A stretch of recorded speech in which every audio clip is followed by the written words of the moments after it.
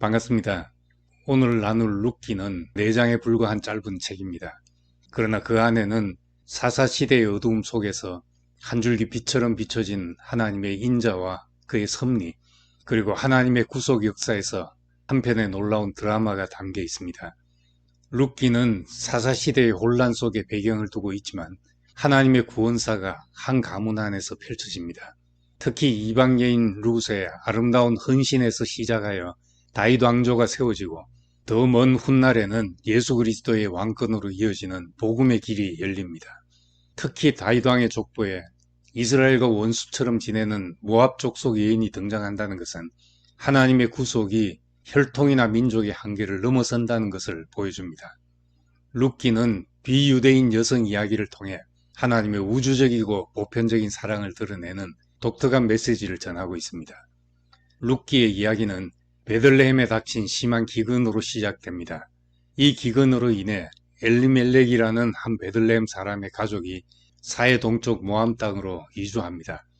그러나 그가 죽고 나서 그의 아내 나오미는 두 아들을 모압 여자에게 장가보냅니다. 그런데 비극은 계속되어 두 아들마저 일찍 죽고 두 며느리와 함께 홀로 남겨집니다. 깊은 상실감에 잠긴 나오미는 고향으로 돌아가 살기로 작정하고 젊은 며느리들에게 각자의 길을 찾아가 새로운 삶을 살라고 간곡히 권고합니다. 첫 번째 며느리 오르바는 나오미를 떠나 자기 길을 찾아 돌아가지만 둘째 며느리 룻은 시어머니의 간곡한 권유에도 불구하고 흔들림 없는 마음으로 이렇게 고백합니다. 어머니께서 가시는 곳에 나도 가고 어머니께서 머무는 곳에 나도 머물겠습니다. 어머니의 백성이 나의 백성이 되고 어머니의 하나님이 나의 하나님이 되리니 어머니께서 죽으시는 곳에 나도 죽어 거기 묻힐 것입니다. 만일 내가 죽는 일 외에 어머니를 떠나면 여호와께서 내게 벌을 내리시고 더 내리시기를 원합니다. 이 말은 자신의 인생을 바꾸고 민족과 정체성 그리고 미래의 삶 전체를 송두리째 바꾸는 이타적 헌신의 선언이었습니다. 모든 것을 잃고 빈손이 된 나오미, 아무것도 기댈 것 없는 기구한 운명의 한 노파에게 룻은 왜 자신의 모든 것을 걸고 이처럼 담대한 동행을 선언했을까요? 나오미가 룻에게 돌아가 새로운 삶을 살라고 간곡히 권면했음에도 죽는 일 외에는 어머니를 떠나지 않겠다 하는 그 마음은 무엇이었을까요? 물론 룻에게 과부 시어머니에 대한 불쌍한 마음이 없지 않았을 것입니다. 그러나 그것만으로 죽기 전에는 어머니를 떠나지 않겠다는 결단을 설명할 수 없습니다. 나오미의 하나님은 나오미의 고백대로 남편과 아들을 모두 잃는 쓰디쓴 고통을 안겨주신 분입니다. 그런데도 어머니의 하나님이 내 하나님이 될 것이라 하는 이 고백은 단순히 선택과 결심이라는 말로 설명하기 힘듭니다. 룻에게서 이 아름다운 동행의 이유를 찾을 수 없으므로 우리는 이것을 하나님의 섭리 안에서 이끄심이라고 말할 수밖에 없습니다. 룻의 고백은 개인의 선택이면서 동시에 하나님의 역사였습니다. 우리 역시 비슷한 경험이 있습니다. 나는 왜 이 길을 왔을까? 저 사람은 왜 여기 왔을까? 우리에게 이유를 찾을 수 없는 일들이 있습니다. 그때 우리는 내가 선택해 온 길이지만 주께서 이끄셨다고 고백하게 됩니다. 나오미와 룻이 예루살렘으로 돌아왔을 때는 보리 추수 시기였습니다. 룻이 이삭을 줍기 위해 밭으로 나갔다가 우연히 보아스의 밭에 이르게 되고 보아스의 눈에 띄게 됩니다. 보아스는 룻이 나오미의 며느리라는 이야기를 듣고 룻에게 깊은 호의를 베풉니다. 보아스는 룻과 나오미에게 기업 물을 자, 즉 히브리어로 고엘이 될 수 있는 가까운 친척이었습니다. 고엘은 공경에 처한 친족을 구하거나 남편이 죽은 미망인과 결혼하는 등 가문의 소유나 대를 이어주는 역할을 하는 책임 있는 친족을 의미합니다. 이것은 당시 율법에서 약자에게 베푸는 하나님의 자비를 보여주는 중요한 제도였습니다. 보아스와 룻의 이야기는 드라마같이 전개되어 결국 두 사람은 결혼하고 룻은 아들 오벳을 낳습니다.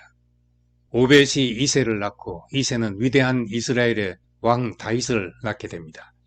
절망적인 현실과 아름다운 헌신, 그리고 보아스를 만나는 우연까지 겹쳐서 다윗 왕조라는 하나님의 놀라운 계획을 태동하게 한 것입니다.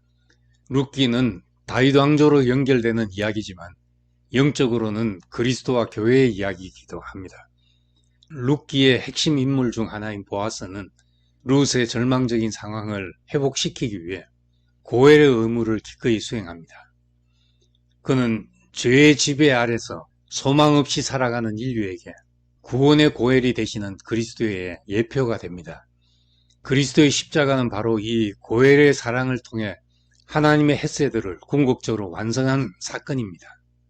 모압 여인 룻은 이스라엘 언약 공동체 밖에 있던 이방인 신분입니다. 그러나 그녀는 시어머니 나오미에게 헌신함으로써 언약 공동체 안으로 들어와 메시아의 계보로 있는 놀라운 축복을 받게 됩니다. 이는 본래 하나님의 언약 밖에 있었던 이방인인 우리가 그리스도 예수로 말미암아 하나님의 자녀가 되고 그리스도의 신부인 교회가 되는 신약 경륜의 그림과도 일치합니다. 나오미는 먼 땅 모압까지 가서 룻을 이끌어 유대 땅 베들레헴에 오게 했고 룻으로 하여금 단장하고 보아스에 다가가도록 했습니다. 마치 성령이 그리스도의 신부인 교회를 단장하고 그리스도께 인도하는 것을 생각하게 합니다. 룻기는 이스라엘의 폐쇄적인 선민사상을 넘어 하나님의 구원 계획이 특정 민족이나 혈통에 국한되지 않고 모든 민족에게 열려 있음을 보여줍니다. 또한 예수 그리스도를 통해서 유대인과 이방인의 경계가 허물어지고 모든 믿는 자에게 구원의 문이 열렸다는 신약 복음의 보편성을 뒷받침해주고 있습니다. 나오미의 비극적인 삶, 룻이 겪는 이방 땅의 고난에서 오늘날 우리가 경험하는 고통과 상실, 불안한 현실을 떠올릴 수 있습니다. 그런데 우연처럼 보이는 이삭 죽는 사건, 보아스와의 만남을 보면서 하나님은 절망 속에서도 우리의 생각 너머의 방법으로 당신의 섭리를 이루어 가심을 봅니다.